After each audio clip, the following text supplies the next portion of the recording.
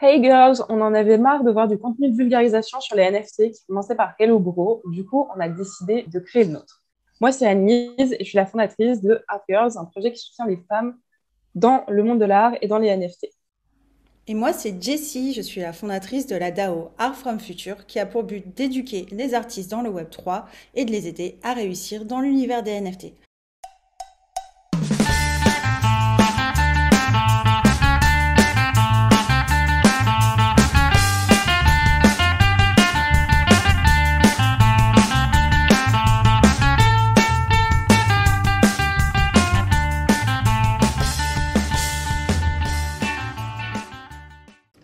Aujourd'hui, on reçoit Yvonne qui s'intéresse à la blockchain et au climat.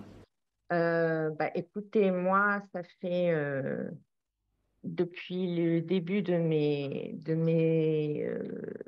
depuis les débuts dans ma carrière, j'ai tout de suite travaillé avec l'éco-social et il y a 20 ans, vraiment, j'ai commencé vraiment à plonger dans ce qu'on peut appeler tout ce qui est le climat. Parce que c'est plus que l'écologie. Pour moi, le climat, c'est pas seulement le réchauffement des océans, la hausse des températures. Il faut m'excuser parce que parfois mon français, à force de parler anglais, j'ai des mots qui n'arrivent pas. Donc, je vais essayer de faire ça, mais parfois je vais faire de l'anglicisme. Alors, mais c'est aussi la manière dont on vit, dont on se relationne entre nous-mêmes comme êtres humains, mais aussi envers notre environnement. Donc, il y a 20 ans, j'ai eu une amie californienne qui m'a appelée et qui m'a dit, je veux faire un projet avec l'art, les sciences et le climat. Et à l'époque, je lui disais, mais qu'est-ce qui se passe avec le climat? Parce qu'il n'y avait vraiment pas beaucoup d'informations publiques à cette époque-là. Et j'ai commencé à lire et c'était un petit peu l'angoisse tout de suite. De ça, il y a 20 ans quand même, hein, ou plus même peut-être. Et ce qui était très, très, très compliqué, c'est qu'il y avait beaucoup de data, beaucoup de faits et que c'était très dense, dans un langage très scientifique, très, très, très opaque pour une personne qui ne parle pas du tout les sciences et qu'on ne comprenait pas. Et donc, on a vu qu'il y avait un besoin pour faire une sorte de pont entre l'information scientifique et la réalité. Et évidemment, pour moi et pour Corinne, qui travaille dans le cinéma, une image, c'est ce qu'il y a de plus impactant. Donc, l'art, dans tous ses formats, que ce soit les arts plastiques, que ce soit les arts performatifs, que ce soit la musique, tout ça, ça peut lancer des messages parce que ça, c'est un langage universel qui déclenche des émotions. Et pour avoir de l'impact, il faut créer des émotions. Donc, si tu envoies des messages où les gens te disent, bon, on ne peut pas émettre plus de CO2 parce que la température ne doit pas augmenter de plus de 2,5, c'est difficile à comprendre concrètement. Mais si on te traduit ça en images ou en une expérience immersive, ça commence à avoir plus de connexion entre toi et la nature.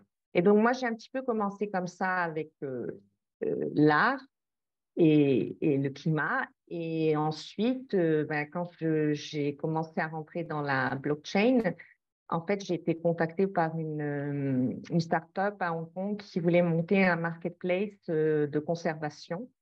Et on m'a demandé de les aider dans tout ce qui était la com, et aussi parce que bon, j'étais en train de travailler beaucoup avec des artistes qui travaillaient donc avec ce message. Et eux, tout de suite, moi à l'époque, je savais ce que c'était la blockchain, mais je n'avais aucune idée de ce qu'était un NFT. Donc j'ai fait un petit peu de recherche. Ça fait un gros clic après quelques semaines de lecture, surtout quand j'ai commencé à rentrer dans la partie plus philosophie, vision de la blockchain, comment ça s'était créé. Bon, ça, c'était genre, pourquoi tu n'as pas regardé ça avant? Oui, parce que moi, j'écoutais crypto et crypto, c'était lié avec les finances et je n'étais pas du tout intéressée en réalité par la finance.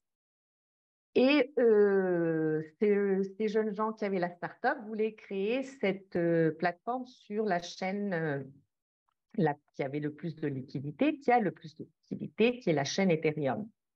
Et j'ai commencé à faire beaucoup de recherches sur cette chaîne. Et évidemment, j'ai tout de suite trouvé que c'était en effet la chaîne où il y avait le plus de liquidité, mais que c'était aussi la chaîne qui était construite sur un protocole qu'on appelle Proof of Work, qui est qui est celui qui a le plus d'émissions de CO2 parce que les validations se font en fonction de l'énergie employée par les ordinateurs qui résout l'algorithme. Ah, mais en gros, enfin, tu l'as très bien dit, mais juste pour rentrer un peu plus dans le détail pour les gens qui ne savent pas forcément comment ça fonctionne, qui regardent la chaîne, en gros, la blockchain, c'est tout simplement une chaîne de blocs, une chaîne de blocs d'informations. Et il y a différentes façons, en fait, de faire fonctionner cette chaîne de blocs d'informations et de valider, en fait, ces blocs d'informations. Et le protocole dont tu es en train de parler, le proof of work, en fait, la personne qui a le droit de valider le bloc d'informations, ça doit être la personne qui résout le plus rapidement un calcul mathématique hyper compliqué. Et du coup, en fait, les personnes se font la course pour résoudre ce calcul mathématique le plus rapidement possible.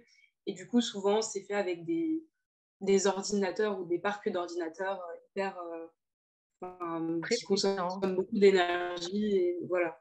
Ça a été très compliqué parce que je suis revenue sur eux et je leur ai dit, moi, je suis tout à fait, je comprends très bien les bénéfices des NFT, je comprends très bien ce qu'on pourrait créer avec, mais ça me paraît un petit peu compliqué au jour d'aujourd'hui. Ça fait quand même 2 ans et demi en arrière que vous présentiez un projet de conservation sur une chaîne qui soit proof of work. Donc, on parlait là d'Ethereum ou de Bitcoin, quoi. Et on est rentré dans une très, très, très longue discussion. Il faut que vous sachiez que dans cette start-up, on était à peu près 2 femmes sur 20 garçons qui étaient beaucoup, beaucoup plus jeunes que moi. Et bon, je me suis fait ramasser non seulement pour être femme, mais aussi pour avoir dépensé un petit peu en leur demandant, mais pourquoi on ne fait pas du proof of stake innocemment? Et en fait, tu te rends compte très vite que bon, c'est vrai que si tu commences à faire des choses sur un autre protocole, donc qui lui s'appelle Proof of Stake, donc qui lui est basé plus sur un stake financier. Donc c'est une implication, c'est une nouvelle manière de valider. Cette manière de valider, elle est 99% de fois moins polluante que Ethereum, donc c'est très important, mais elle est presque vierge, donc tout est à créer là-dessus, donc ça prend plus de temps. Tout est à tester là-dessus, donc c'est compliqué. Et donc, elles ont aussi toutes ces chaînes-là, parce qu'il y en a beaucoup, comme Tezos, Polkadot, Solana, Cosmos. Enfin, il y en a beaucoup qui commencent à s'aligner. Euh, C'était compliqué d'avoir ce dialogue avec les gens qui te disaient, en fait, ce qui nous intéresse, c'est la liquidité. Et quand tu veux parler de changement climatique, c'est très compliqué de parler d'argent seulement parce que la planète, l'argent, ça n'a rien à voir avec elle. La planète, elle fonctionne sous d'autres systèmes. Elle ne fonctionne pas sur ce système-là. C'est pas parce que tu émets 100 000 tonnes de carbone et qu'ensuite, par exemple, tu les offsets que tu es vraiment en train de les offsetter en plus. Parce qu'il y a toute une question de temps. Tu as parlé d'utilité. Est-ce que tu pourrais justement un peu préciser pour les gens qui ne sauraient pas forcément ce que c'est Oui, disons que si tu veux parler de changement climatique, tu ne peux pas tu ne peux pas partir du principe euh, du CO2 à fond la caisse. Ça, c'est pas possible. C'est-à-dire, tu peux, mais c'est à ce moment-là, tu n'es pas en train d'utiliser la chaîne proprement, entre guillemets. D'abord parce que tu émets beaucoup d'émissions et au lieu de les séquestrer, tu es en train de les émettre. Et ensuite, euh, c'est complètement paradoxal dans mon opinion la plus humble. Avec l'utilité de l'NFT, quand tu travailles sur une chaîne sur POS, tu as des millions de manières de l'utiliser, c'est-à-dire c'est un moyen déjà de tracer transparentement où l'argent est allé et quels sont euh, les impacts réels que tu pourrais peut-être même suivre en live, c'est-à-dire que c'est des choses qui peuvent être connectées parce que le NFT, comme on sait, c'est réellement une pièce de code programmable qui peut être connectée avec des oracles en dehors qui te permettent de, monitoriser, que ce soit le temps, que ce soit le déplacement d'éléphants, que ce soit le déplacement de tortues. Donc, quand je parle d'utilité, tu as beaucoup d'utilités que tu peux utiliser avec la blockchain. Mais si tu es déjà dans la contrepartie de Ethereum et tu utilises une chaîne qui est sur Proof of Work, tu défais le propos de l'utilité presque, puisque tu es en train d'émettre énormément de CO2 et tu n'es pas vraiment en train de résoudre un problème. Tu peux être en train de résoudre un problème d'argent, entre guillemets, puisqu'on peut faire beaucoup de levée de fonds à travers des NFT. Ça, je trouve que c'est absolument génial et qu'il faut absolument les utiliser et créer des NFT qui soient vraiment dédiés à ces levées de fonds pour des causes sociales. Mais je pense qu'il faut aussi réfléchir à quelle chaîne et quel protocole on utilise. D'ailleurs, on sait très bien que Ethereum est en train de passer sur Proof of Stake. Les dernières nouvelles semblent être très bonnes puisqu'ils disent que ça y est, c'est prêt en août, enfin mi-août, septembre max. Mais malheureusement, c'est des choses qu'ils ont promis déjà depuis 3 ans. Donc, moi, je souhaite que ça se passe, mais en attendant, c'est vrai que personnellement, moi, je ne peux pas monter sur Ethereum jusqu'à ce qu'elle soit proof of stake. Et donc, ça compromet la vitesse des projets que je développe parce qu'il y a tout à faire depuis zéro.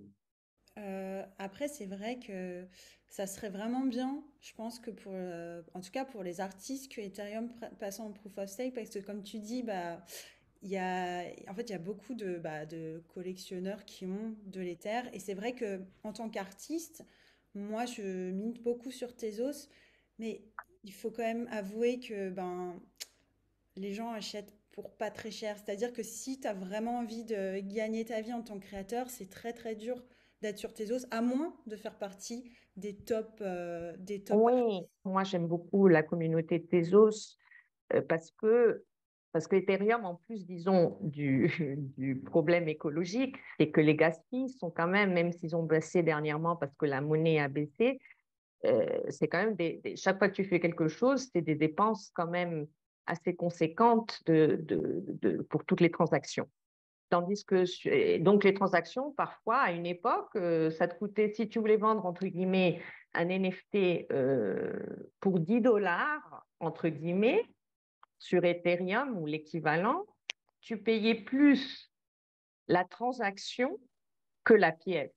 Et là, pour moi, ça devient absolument irrationnel, surtout si tu travailles avec des communautés d'activistes qui sont la plupart des communautés avec lesquelles je travaille ou de créateurs, où tu veux vraiment qu'ils aient, entre guillemets, comment dirais-je, un rapport entre la valeur, ce que tu achètes et tout l'écosystème autour. Si tu veux Ethereum, il y a une chose qui ne va pas se passer sur Ethereum, c'est certaine, c'est que peut-être que les frais de gaz vont baisser un tout petit peu, mais pas beaucoup, d'après ce que j'ai compris. Donc ça va être quelque chose aussi à considérer quand tu mintes un NFT, parce que ça te coûte de l'argent. Tu veux, quand ça commence à te coûter du 100 ou du 200 dollars pour minter un NFT, ou même du 50, tu commences à réfléchir à combien tu vas en minter, parce que ça peut aller très, très vite.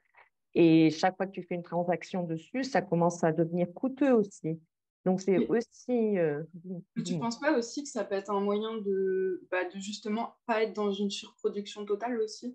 Le fait que justement, enfin, moi pour le coup, je suis très pro Tezos et de toute façon avec Jessie, on parle énormément de Tezos, mais je me dis aussi le fait d'avoir un coup de mint qui soit pas de quelques centimes comme sur Tezos, ça peut aussi te pousser à plus réfléchir à ce que tu vas minter et à peut-être je sais moins pas. minter en masse. Moi, c'est vrai que je suis quelqu'un de très...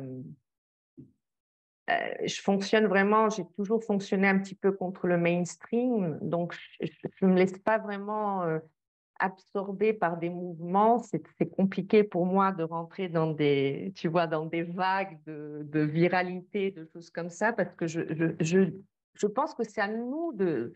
En fait, moi, je pense que c'est à chacun d'entre nous de décider ce qu'on veut donner, comment on veut donner. Je pense que c'est un monde où il faut vraiment réfléchir avant de faire quoi que ce soit. C'est important, surtout parce que il y a tout et il faut vraiment savoir ce qu'on veut. Et une fois que tu le marques, une fois que tu mines quelque chose, c'est là pour toujours. Donc moi, ça déjà, ça me fait réfléchir. C'est comme un tatou. Tu peux pas enlever quelque chose de la blockchain. Tu peux pas l'enlever, tu peux pas l'effacer. Donc tout ce que tu mintes, tout, absolument tout, ça reste là.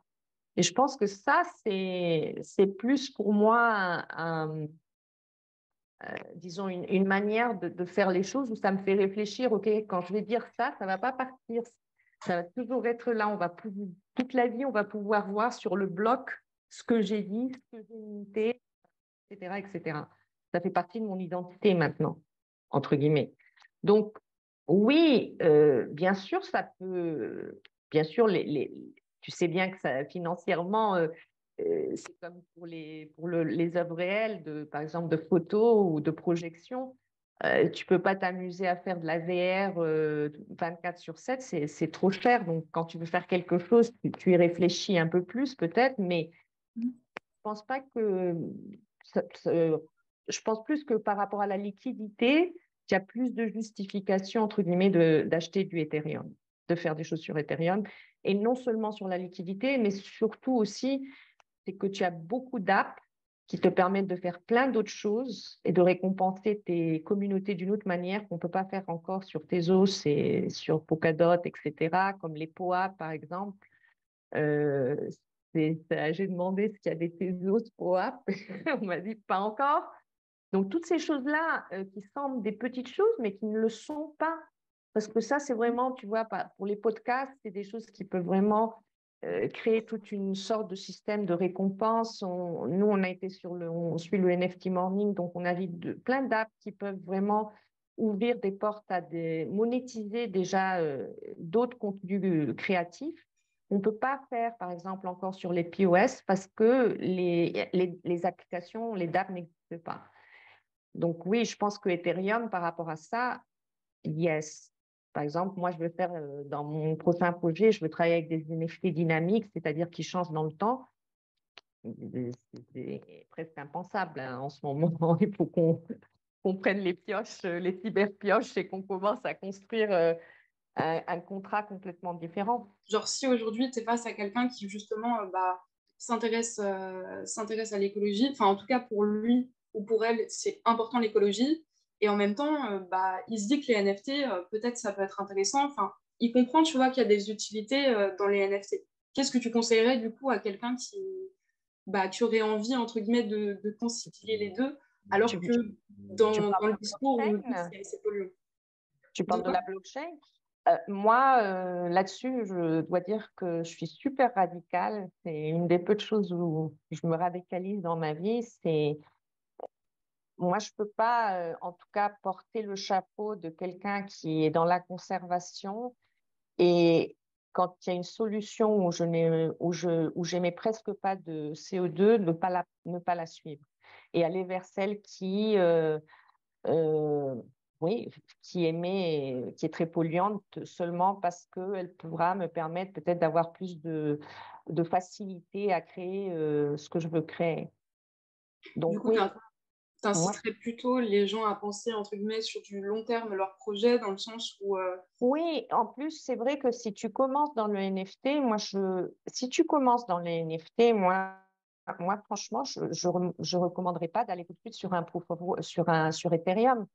Parce que tu commences, donc la meilleure manière de commencer, c'est de tremper dedans, donc de faire peut-être quelques petites erreurs au début, si tu veux, d'expérimenter. Donc, si tu t'amuses à expérimenter sur Ethereum, il faut que tu aies quand même un petit budget pour que tu puisses t'amuser. Tu dis, bon, bah, je vais brûler 1000 euros comme ça pour voir ce qui se passe.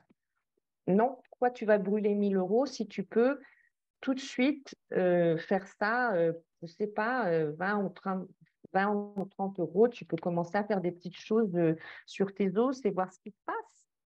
au lieu de t'embarquer. Et après, quand tu as un petit peu plus compris, si vraiment tu es intéressé par certains aspects que la chaîne Ethereum t'apporte, comme faire surtout de l'art génératif ou des NFT dynamiques ou des contrats plus complexes qui existent déjà sur la chaîne, ben là, vas-y. Mais au moins, crée une communauté déjà avant de te lancer, à moins que tu sois vraiment un grand des grands. Et toi, pour l'instant, tu as exploré quelle blockchain exactement? Et plutôt, j'imagine, en tant que collectionneuse, c'est ça? Ben moi, je suis un petit peu, vous n'allez pas être contente, mais moi, je suis un petit cas assez spécial. Je suis pas très collectionneuse, ni dans le monde réel, ni dans le monde virtuel. Donc, j'appuie. Par contre, c'est un petit peu différent. C'est-à-dire, j'ai une collection d'art réel, mais ça a été une collection qui n'a presque pas été achetée, qui a été vraiment des donations d'artistes que j'ai beaucoup aidés dans ma vie, qui ont tenu à tout prix à me faire cadeau d'œuvres. Et c'est vrai, il s'avère que beaucoup de ces artistes, quand je les ai connus, ils étaient vraiment, ils commençaient leur carrière, ils avaient une 20, 25 ans, et que bon, maintenant, certains d'entre eux, c'est vraiment de très gros artistes. Donc c'est vrai que la collection a pris De la une valeur. tournure, une petite valeur, mais moi, même quand je suis vraiment dans bah, je suis complètement fauchée, je peux pas la vendre parce que je peux pas vous expliquer, c'est quelque chose.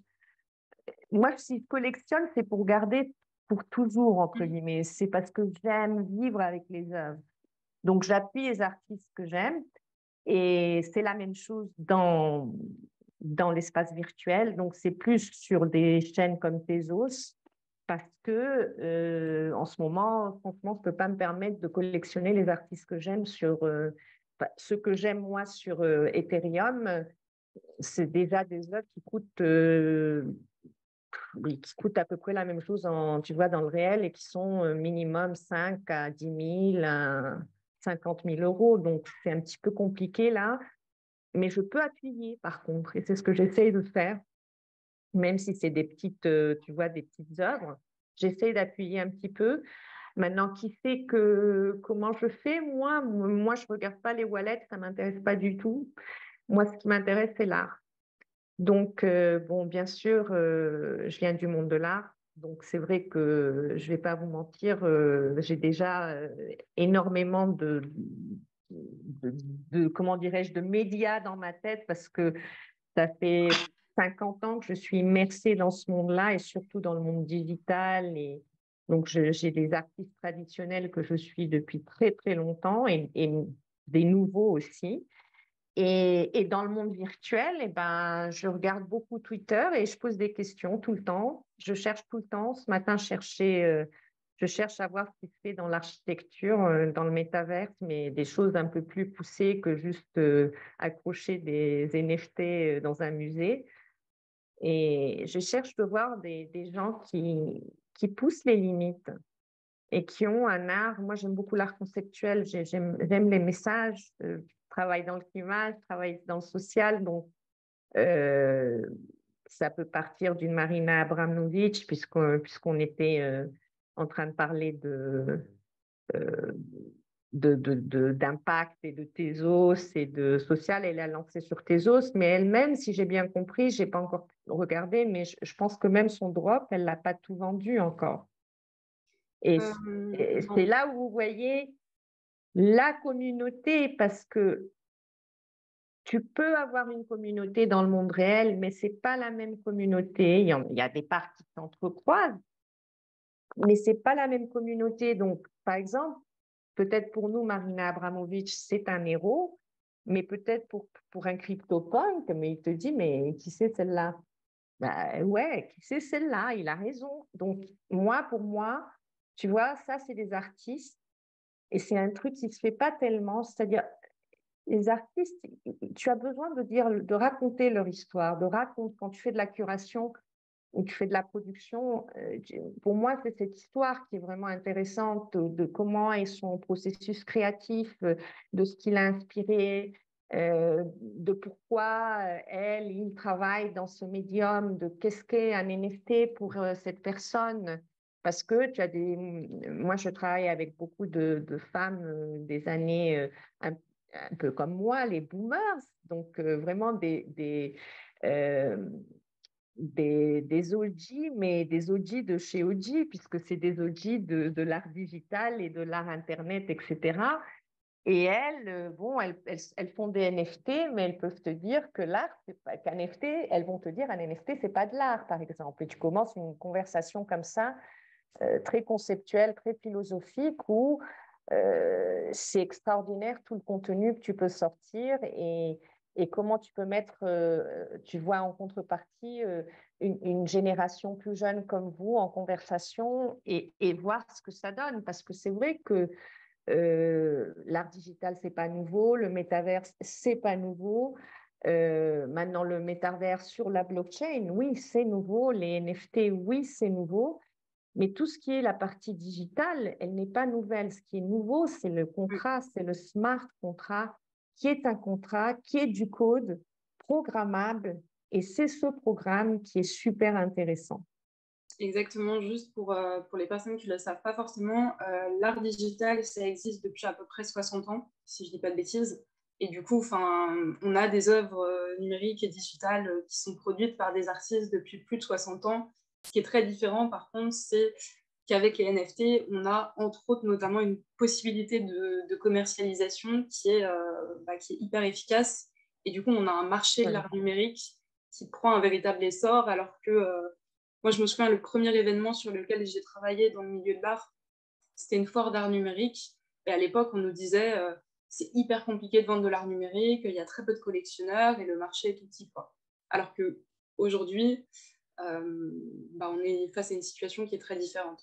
Absolument. Là, par contre, je dois dire que c'est vraiment ça, pour des artistes qui ont travaillé, tu vois, 40, 50 ans dans cette niche et qui ont vraiment été très mal rémunérés et très peu collectionnés et qui étaient très, très opaques, très obscurs parce qu'aussi la technologie était très chère, c'est-à-dire à l'époque, avoir un projecteur ou un écran, enfin les écrans n'existaient pas, les Samsung, ils n'existaient pas à l'époque. Tout ça, ça coûtait très, très cher. Donc, il y avait toutes ces questions de conservation et de curation, de prix, de combien de temps l'œuvre va durer.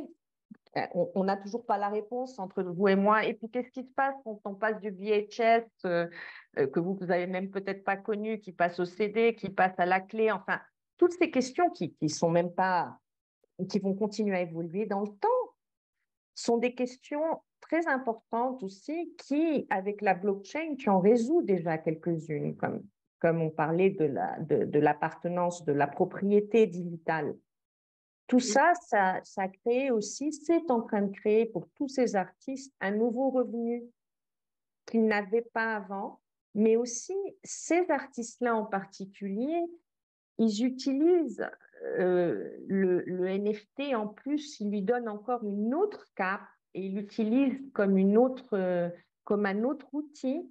Et bon, là, il faut voir chaque artiste parce que ça, c'est dépendant de chaque artiste. Et tu verras que là, le NFT est vraiment utilisé comme un outil esthétique et un outil pour déclencher certaines actions dans l'œuvre en réel et en virtuel.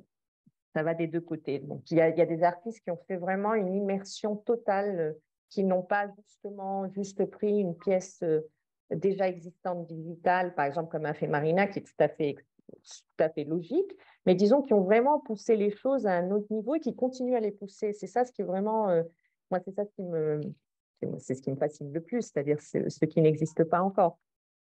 Moi, je voulais juste rebondir sur le drop du coup de Marina Abramovic. C'est vrai qu'on en avait parlé l'autre fois et j'étais presque sûre de toute façon que ça allait pas marcher à 100% justement parce que elle n'a pas la communauté crypto-art, etc. Et c'est là où c'est intéressant parce que en fait, je pense qu'il y a pas mal de personnes, même sur Tezos, hein, parce que c'est une communauté artistique, mais c'est une communauté artistique qui vient de l'Internet beaucoup et qui connaît peut-être pas forcément les codes du milieu de l'art, entre guillemets, traditionnel et qui sûrement s'en fiche en fait de Marina Abramovic et de son drop. Et c'est hyper intéressant parce que c'est vrai que c'est quand Oui, même une ben, diversité. il y a deux choses.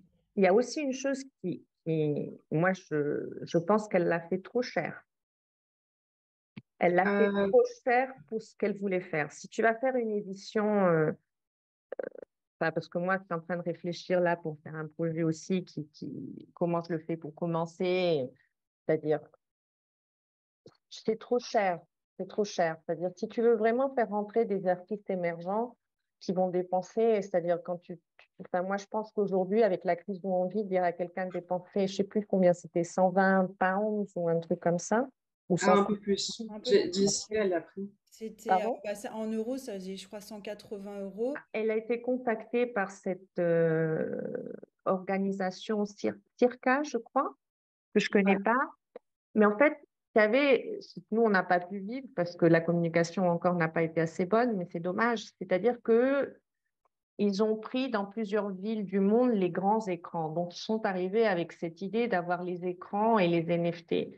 Mais ils l'ont pas intégré parce que si tu as les écrans, il faut que tu aies des QR aussi sur place. Enfin, il faut qu'il y ait toute une communication, une sorte de chasse au trésor pour trouver le héros de Marina dans la ville où il est. Enfin, ils n'ont pas créé de momentum. Ils ont fait la com, ils l'ont commencé vraiment À sérieusement. Basel.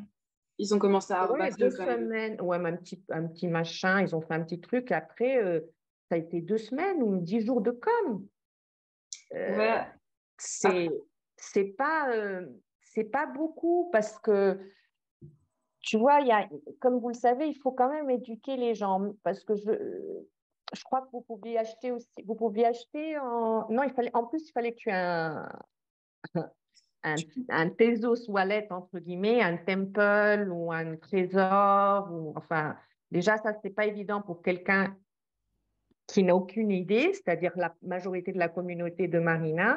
Donc, à ce moment-là, moi, c'est vrai que j'aurais dit pourquoi vous n'avez pas fait une entrée où on pouvait rentrer avec carte de crédit et le wallet, déjà pour Si, si, on ouvrir. pouvait justement. Ah, vous Moi, je l'ai pouviez? acheté. Ouais, j'avais pas de Tezos, du coup, je l'ai acheté avec ma carte. Mais bien sûr, il fallait en fait le crypto wallet pour avoir en fait ton Ah, NFT. bah, Mais, oui. mais je crois qu'ils ont. Enfin, je trouve personnellement que la com, ça allait. C'est vrai que c'était un peu brouillon pour le drop. Mais moi, c'est plutôt Ben, le Twitter où je trouve que ben, la communication, moi, je ressentais pas que c'était Marina qui parlait. Et moi, ah, ça m'a beaucoup affectée. Et j'ai beaucoup mais tu hésité avant parles de de l'acheter. son Twitter ou tu parles du Twitter de Kirka? Parce que Ouais, ouais, Kirka, son c'est Twitter pas à elle. elle. Son Twitter à elle. Mm. Écoute, moi, je sais pas comment ça fonctionne, hein, parce que tu sais, chacun d'entre nous, moi, je pense que de temps en temps, elle doit poster quelques trucs, mais c'est pas non plus qu'elle fait 10 tweets par jour, donc je peux comprendre qu'elle doit faire quelques tweets. Mais après, tu sais, je sais pas. Tout ça, c'est le monde de l'art, qu'il soit réel ou virtuel, il est très politisé avec un petit p ou c'est toujours des petites clics, ça termine toujours dans une sorte de petite centralisation. Moi, j'ai toujours été en dehors de cette centralisation, donc c'est pas facile quand tu es pas quand tu décides de te détacher des vernissages à l'époque et tu commences à faire des choses en dehors du circuit et tu commences à montrer des œuvres qui sont pas du tout dans le circuit, bah, les gens commencent par te critiquer. Ça, c'est toujours comme ça. C'est inévitable dans tous les siècles, dans tous les niches, c'est la même chose. Ensuite, c'est un petit peu, même dans le Web 3, moi je trouve qu'il y a quand même des petites cliques aussi qui se forment, mais c'est ça, moi ce que j'aime, c'est trouver sa clique, quoi. Il faut trouver sa clique de Ouais. copines et entre guillemets, de gens qui pensent comme toi, de gens qui ont les mêmes buts. Là, j'écoutais le podcast qu'elle a fait, Marina, avec, j'oublie son nom, la jeune femme, une des jeunes femmes de oui, Pussy Riot, et où elle était en train de parler un petit peu enfin de comment elle est arrivée à faire sa carrière, un petit peu, enfin, elle nous donne un backdrop, mais tu vois, par exemple, ça déjà, ils auraient dû le sortir avant la drop, parce que déjà, tu mets en contexte qui est Marina Abramovic dans le monde de l'art contemporain, et pas seulement dans le monde de l'art contemporain et de la performance, mais aussi dans le monde comme femme, qu'est-ce qu'elle a fait et pourquoi elle a marqué tellement de monde dans une certaine niche et comment elle peut peut-être te marquer. Bah, moi, Alors je qu'ils suis sont d'accord rentrés, là-dessus. dans une campagne, à un moment donné, c'était quoi? Ils ont demandé à certains personnages de dire quel était leur héros. Enfin, c'était un truc un peu Ouais, euh, d'accord. bah, c'est ça, c'est toute la com, le marketing autour était pas bon. Et je pense Frère, qu'ils ont fait ce talk avec les Pussy Riot après parce que je pense qu'ils s'attendaient pas que ça fasse un, je sais pas si on peut parler d'un flop, mais que ça se vende si peu. Et du coup, ils étaient obligés de continuer en fait pour vendre. Mais voilà, je pense elle est pas tombée entre de bonnes mains. Je veux voir de l'art mis en valeur. Je veux pas juste voir une petite photo d'un JPEG. Je veux comprendre ce qu'il y a derrière, derrière, derrière les frites de JC. Je veux comprendre.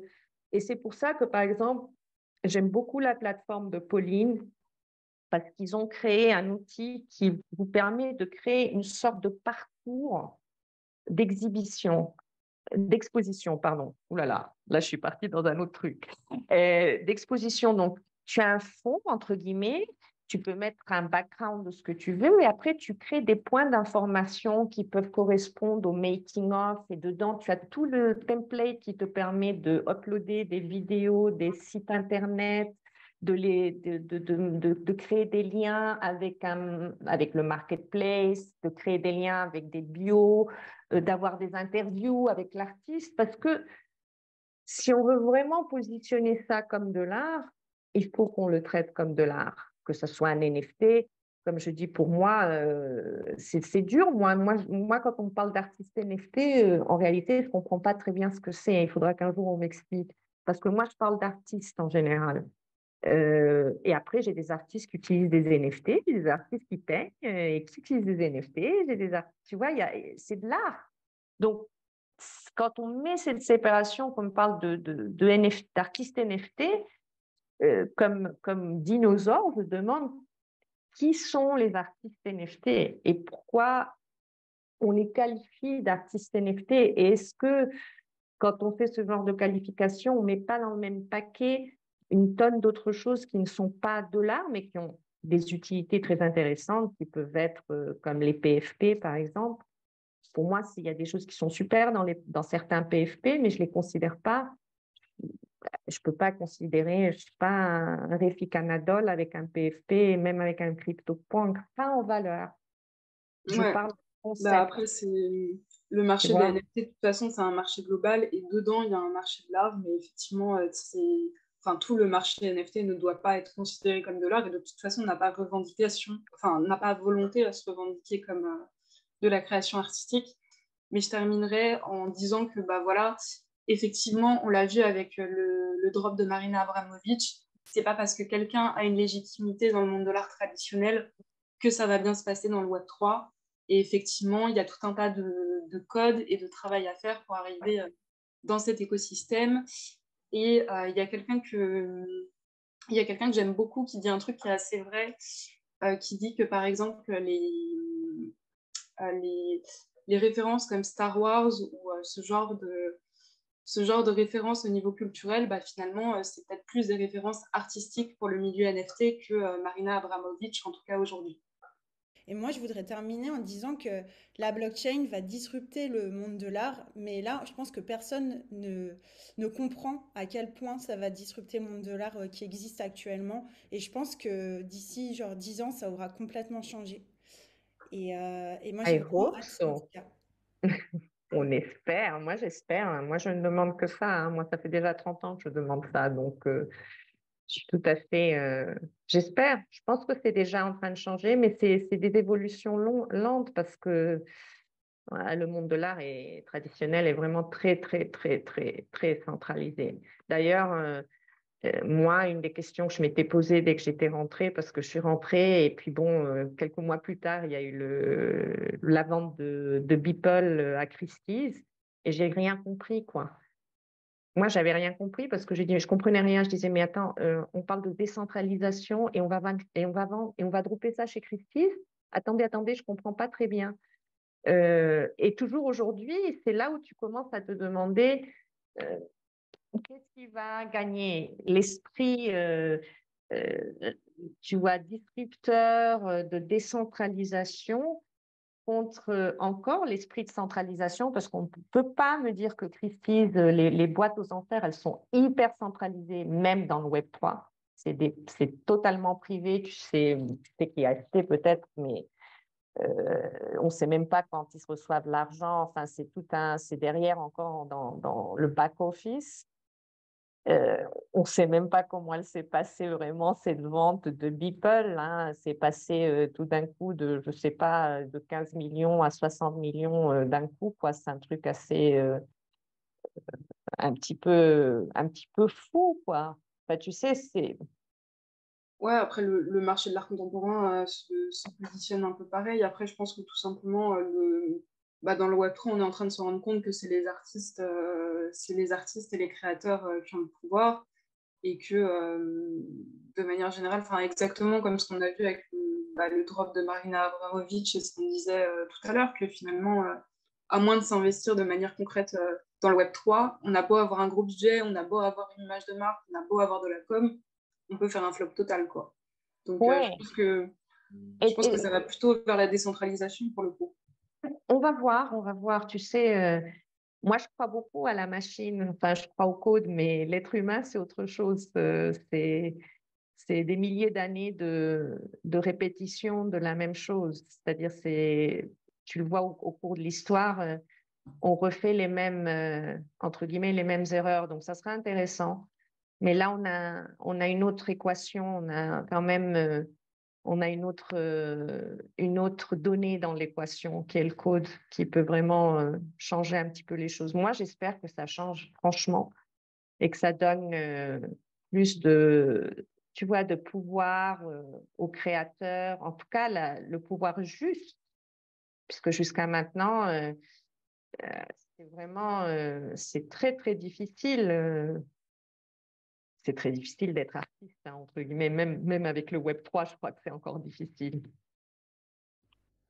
Ouais, carrément. Bah, en tout cas, merci beaucoup pour cette Merci interview. à vous.